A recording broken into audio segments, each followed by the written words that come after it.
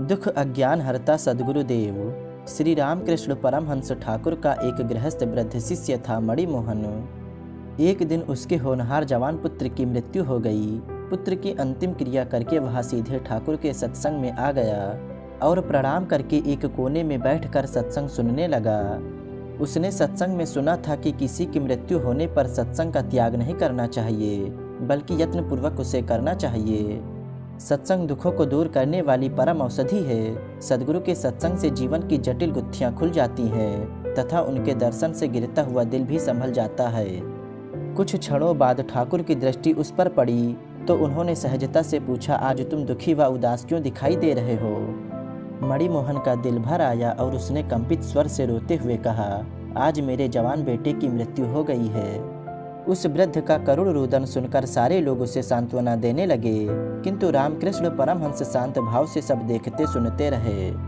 कुछ समय बाद ठाकुर सहसा ताल ठोक कर खड़े हुए और मणिमोहन को लक्षित करके बंगाली में गीत गाने लगे, जिसका भावार्थ था कि हे जीव, युद्ध के लिए तैयार हो जाओ। यह देखो, रणवेश को धारण कर काल तुम्हारे घर के अंदर प्रविष्ट हो रहा है। महापुण्य रूप रथ में चढ़कर साधन भजन के 2 घोड़ों को उसमें जोत के ज्ञान धनुष में टंकार देकर भक्ति रूप ब्रह्मबाण का संयोग करो। भजन सुन के सभी लोगों के साथ मणिमोहन का भी शोक मोह दूर हो गया। वह शांत निश्चल व गंभीर हो गया। गीत समाप्त हुआ और वे महापुरुष शांत समाधिस्थ हो गए। सभी लोग उस भजन को सुनकर भाव विह्वल होकर बैठे रहे।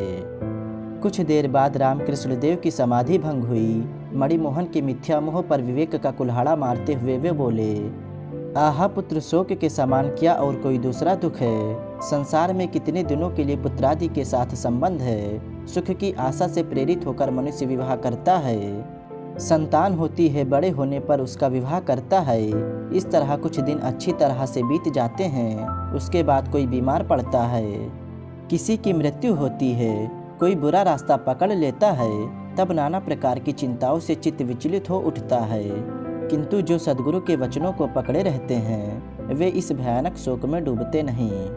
इस तरह ठाकुर ने युक्तिपूर्वक संसार अनित्य व असार है और एकमात्र सद्गुरु की शरण ही सुख का स्रोत है, ऐसा ज्ञान देकर उसके पुत्र शोक से घायल हृदय पर प्रभु प्रेम का मरहम लगाया। मणिमोहन समत्ववान हुआ तथा गुरुदेव के प्रति कृतज्ञता व अहोभाव प्रकट करते हुए बोला, मैं जानता था संसारी मोह से पीड़ित इस हृदय की ज्वाला को सद्गुरु के सिवाय अन्य कोई शांत नहीं कर सकेगा। इसीलिए तो मैं दौड़कर आपके पास चला आया। संसार के मोह रोग के पीड़ितों को ज्ञान औषधि सद्गुरु के सिवा भला और कौन पिला सकता है।